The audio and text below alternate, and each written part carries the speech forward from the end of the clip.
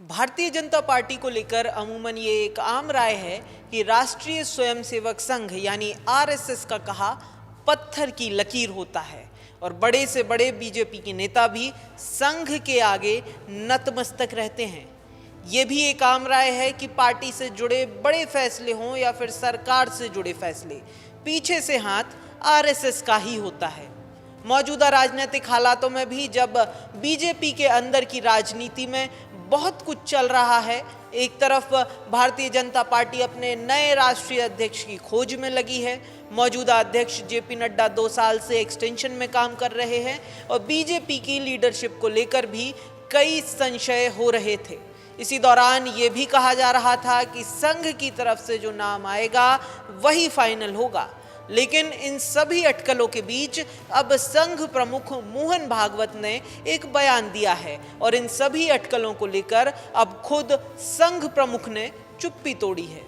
संघ प्रमुख ने कहा कि संघ बीजेपी एक दूसरे को केवल सलाह देते हैं और कोई किसी के फैसले में दखल नहीं देता और सब कुछ संघ तय करता है, ये पूर्णतः गलत बात है। ये हो ही नहीं सकता, क्योंकि हम इतने दिनों से, मैं 50 साल से शाखा चला रहा हूं, तो कोई शाखा के बारे में मुझे सलाह दे तो मैं एक्सपर्ट हूं, लेकिन वो राज्य चला रहे अनेक वर्षों से, तो राज्य के बारे में एक्सपर्ट वो है। मेरी एक्सपर्टाइज वो जानता है, उसकी एक्सपर्टाइज मैं जानता हूं। तो इस मामले में सलाह तो दे सकते हैं, क्यों, देखने से भी सीखते हैं लोग, परंतु डिसीजन तो उस फील्ड में उनका है, इस फील्ड में हमारा है। इसलिए हम तय नहीं करते। हम तय करते हो इतना समय लगता क्या?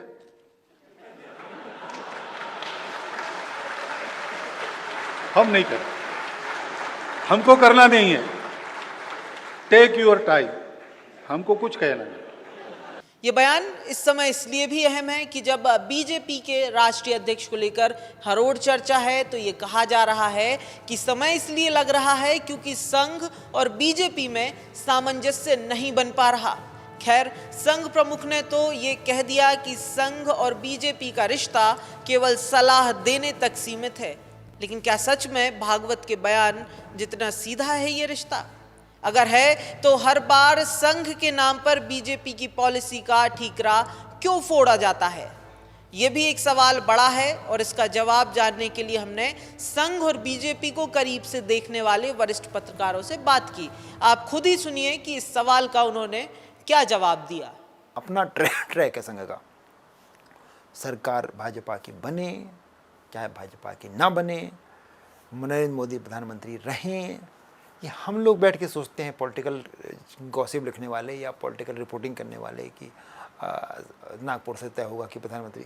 वहाँ कुछ नहीं तय होता। वहाँ ये माना जाता है कि सब बेहतर है, नरेंद्र मोदी भी अच्छे हैं, अमित शाह जी भी अच्छे हैं, बस उनको संघ का जो विषय है वो बता दिया जाता है कि संघ समाज सेवा, राष्ट्र सेवा के बारे में ये तय करना चाहता है। अब आपको फैसला करना है, जो भी अनुसांगिक संगठन जितने काम कर रहे हैं उनको तय करना होता है कि उन्हें कैसे करना है। संघ प्रमुख ये चाहते हैं या सोचते हैं, उनकी सोच ये है, उस सोच पे, उस ट्रैक पर हम कैसे काम कर सकते हैं उनको तय करना है। तो संघ प्रमुख का जो बयान को अगर उससे पॉलिटिक्स से जोड़ेंगे, क्योंकि ये मीडिया की अपनी दिमाग की वजह होती है, संघ प्रमुख के दिमाग में या संघ की व्यवस्था में ऐसा कोई प्रावधान नहीं होता। इस तरह की चर्चाएं वो अपने एजेंडे में, कल को मोदी हट जाएंगे या मोदी जी बने रहेंगे तो भी बोलेंगे, वो हट जाएंगे तो भी बोलेंगे। ऐसी आप देखिए ना, जाति की जनगणना को लेकर के संघ प्रमुख पहले से कहते आ रहे हैं संघ का अपना एजेंडा, संघ का अपना एजेंडा है, संघ का अपना कार्यशैली है, संघ की अपनी स्टाइल है। वो अपनी स्टाइल सीट से बाहर नहीं जाते। उनकी स्टाइल सीट में आपको फिट होना है तो आप ऐसे बन जाइए, नहीं फिट होना तो मना भी नहीं करते हैं। तो मुझे लगता है कि संघ प्रमुख का जो भी कहा गया है वो उनकी अपनी सोच है, उसका पॉलिटिक्स से या बीजेपी को नसीहत से कोई लेना देना नहीं होता, अगर हम उसको पॉलिटिकल रिपोर्टिंग स्टाइल में बात ना करें तो। संघ प्रमुख जी ने अगर कहा है तो वो भाजपा के लिए विचारणीय तो होता है। वो चिंता से विचार करते हैं और प्राथमिकता से विचार करते हैं। लेकिन ये आवश्यक नहीं है, वो आदेश नहीं है जैसा कि मैंने कहा है, इसलिए ये आवश्यक नहीं है कि वो उस पर पालन ही करें। वो उस पर विचार कर लेंगे और जितना अधिक से अधिक हो सकता है उसको पालन करें। 100% रिजल्ट तो कभी नहीं आता। कोई अगर मान लीजिए पिता भी अपने बच्चे से कहता है कि ऐसा काम करो, तो बच्चा 100% बात पिता की भी नहीं मानता, 100% बात लोग माँ की भी नहीं मानते। तो कुल मिला करके वो सारा लागू हो जाएगा, ये सबसे पहले तो हमको दिमाग से विचार निकाल ही देना चाहिए। लेकिन अधिकतम उपयोग होगा और इसकी हमको उम्मीद करना चाहिए कि भाजपा जो अपनी नई कार्यकारिणी बनाने जा रही है, जैसे केंद्र में भी कार्यकारिणी बन रही हैं, उनके राज्यों में भी अब कार्यकारिणी बनना है, इन सारे स्थानों पर मोहन भागवत जी ने जो सुझाव दिया है, जो सलाह दी है, जो मार्गदर्शन दिया है, मैं समझता हूँ इस मार्गदर्शन की झलक इन कार्यकारिणियों में अपन को जरूर देखने को मिलेगी। वहीं दूसरी तरफ संघ प्रमुख के एक पुराने बयान को लेकर ये कहा जा रहा था कि संघ प्रमुख ने 75 साल में राजनीति से रिटायर होने की बात कहकर इशारों में सितंबर में 75 साल के हो रहे प्रधानमंत्री मोदी के राजनीतिक भविष्य को लेकर कहा है। और इसी बीच खुद संघ प्रमुख भी 75 साल के हो रहे हैं, तो ये अटकलें थी कि मोदी और भागवत दोनों ही संन्यास ले लेंगे। भागवत ने इस पर भी चुप्पी तोड़ी है। संघ प्रमुख ने कहा, मैंने ये नहीं कहा कि मैं रिटायर हो जाऊंगा या किसी और को रिटायर हो जाना चाहिए, मैं 80 की उम्र में भी शाखा लगाऊंगा। बाकी 75 साल की बात है तो मोरोपंत जी को मैंने कोट किया, वो बड़े मजाकी आदमी थे। I never said that I will retire और समवन शुड रिटायर।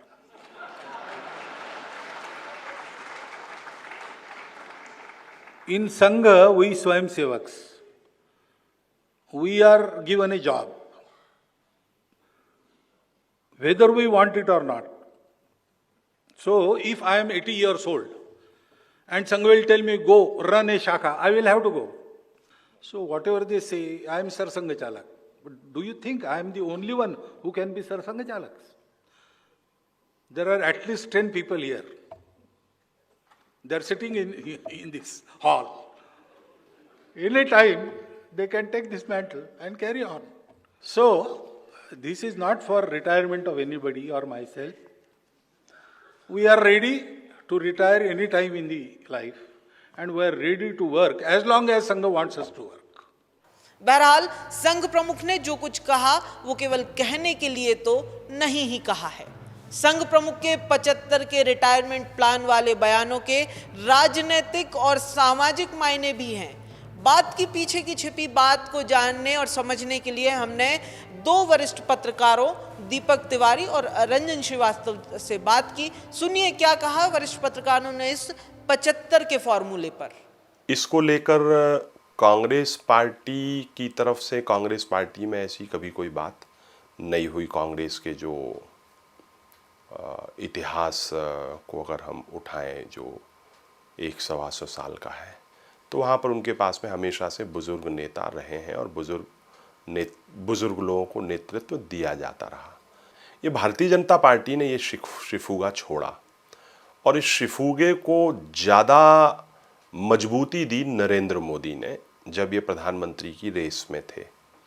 तो इन्होंने कहा कि जब मैं 75 बरस का होऊंगा तो मैं रिटायर हो जाऊंगा। इस बात का उपयोग इस तरह से भी किया गया कि अब आडवाणी जी को राजनीति से रिटायर हो जाना चाहिए। उसी समय आरएसएस के जो सरसंघ चालक होते थे सुदर्शन, के.एस. सुदर्शन, उन्होंने स्वैच्छिक रूप से अपना पद त्याग किया। उसके पहले जो आरएसएस के जो सरसंघ चालक हुए हैं, बहुत से लोगों ने समय पूर्व अपने उत्तराधिकारियों को वृद्धावस्था के कारण नियुक्त किया कि अब किसी नए आदमी के लिए लाना चाहिए। उसी के चलते मोहन भागवत भी आए। और अभी जब मोहन भागवत ने कहा कि 75 बरस में राजनीति से रिटायर हो जाना चाहिए, तो उसमें उनका कहना मल्लिकार्जुन खड़गे के लिए नहीं था। वो सीधा सीधा ये कह रहे थे कि प्रधानमंत्री के लिए अब रिटायर हो जाना चाहिए, क्योंकि उनकी अपनी सब मर्यादाएं होती हैं, तो सीधा नहीं कह रहे थे। सबसे पहला शिकार मतलब पॉलिटिकल लैंग्वेज में हम बोलते हैं कि कोई अगर नियम बनता है तो 2 लोग हुए थे यहाँ पे, बाबूलाल गौर और सरताज जी, दोनों लोग मंत्री थे। जब कैबिनेट एक्सपेंशन हुआ उसमें बाबूलाल गौर जी की उम्र थी करीब 84 या 86 के आसपास, और सरताज सिंह की उम्र थी करीब, वो भी 80s में थे या क्लोज टू 80 थे। तो उन दोनों काफ़ी बवाल मचा था, उनको पहले समझाया गया, मनाया गया, तब पता चला कि हाँ ऐसा फार्मूला भाजपा में आ चुका है। फिर तो लाइन लग गई। उसके बाद तो अडवाणी जी, जोशी जी तो मार्गदर्शक मंडल में गए ही, नजमा हेपतुल्ला, कल्लाज मिश्र, कुसुम मेहदले मध्य प्रदेश की, उनको बाद में टिकट नहीं दिया गया, उसमें 73 थी जब ये फार्मूला अपनाया गया। तो उसका एक पार्ट ये भी है कि जब ये फार्मूला अपनाया गया, पार्टी के जो वर्कर हैं, खासकर जिनके जो फर्स्ट टाइम लीडर हैं पार्टी से, वर्कर है लीडर, उनमें खुशी का माहौल था। उसके दोनों पक्ष हैं। जो आपने अडवाणी जी की बात की कि वो चुनाव लड़ना चाहते थे, नेतृत्व देना चाहते थे, आखिर कब तक?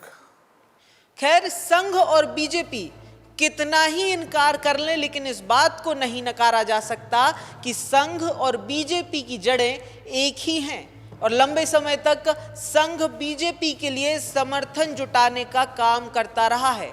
ये दावा हम इसलिए भी कर सकते हैं कि 2024 के लोकसभा चुनाव के दौरान खुद बीजेपी के राष्ट्रीय अध्यक्ष जेपी नड्डा ने कहा था कि एक समय बीजेपी कमजोर थी लेकिन अब मजबूत है, इसलिए बीजेपी को अब संघ की जरूरत नहीं है। बहरहाल इसे लेकर आपकी अपनी राय अलग हो सकती है।